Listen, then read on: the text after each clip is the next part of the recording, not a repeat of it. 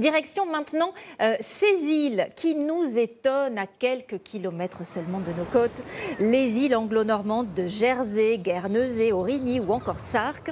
On y trouve des petits bouts de France et plein de détails surprenants, comme ce train, par exemple, qui circule à l'envers. Suivons Quentin Fichet, Kevin Guignou et notre bureau de camp.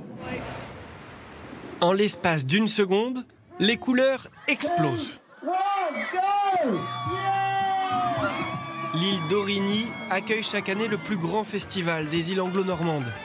Course de bateaux de fortune. Bien sûr, tout le monde là est anglaise, hein. Ils sont complètement fous. Plongeons plus ou moins ambitieux. Et danse façon gym tonique. Nous sommes une petite île, on doit s'aider les uns les autres, car si on a un problème, on ne peut se reposer que sur nous-mêmes.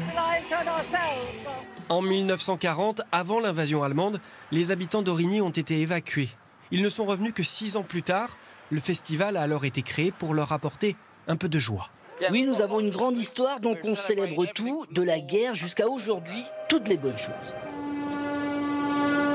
Pour sillonner cette petite terre perdue dans la Manche, nous vous conseillons ce train. Une curiosité. Déjà, regardez bien, il circule parfois à l'envers. Ensuite, il est composé d'anciens compartiments du métro londonien. Le côté un peu désuet du transport, le fait de se retrouver au bord de la mer et en même temps dans ce train, juste un moment un peu hors du temps, quoi. Nous naviguons d'île en île, d'étonnement en étonnement, lorsque dans les rues de Jersey, en entrant dans un pub, un homme nous interpelle. C'est le bienvenu au Jerry. Attabio, racontez-nous et parlons du Jerry. Traduction, bienvenue à Jersey, rejoignez-nous à table pour parler du Jerrier.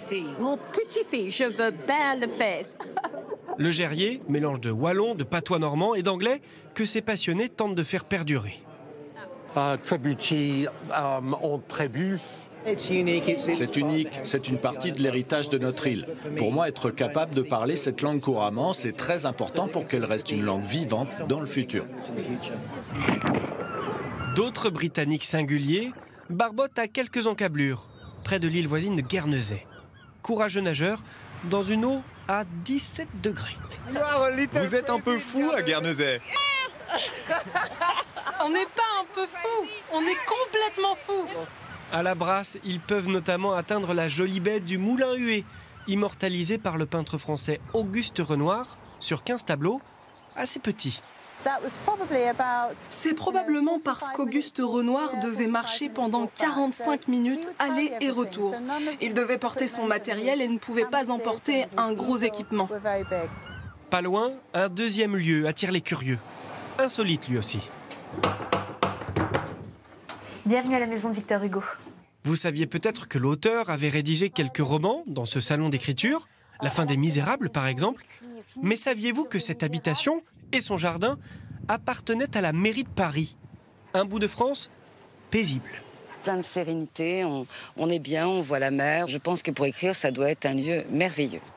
Notre voyage à travers les îles anglo-normandes s'achève sur l'une des moins peuplées. Sark, 500 habitants à l'année. Pas de voiture ou de scooter ici, mais un tracteur.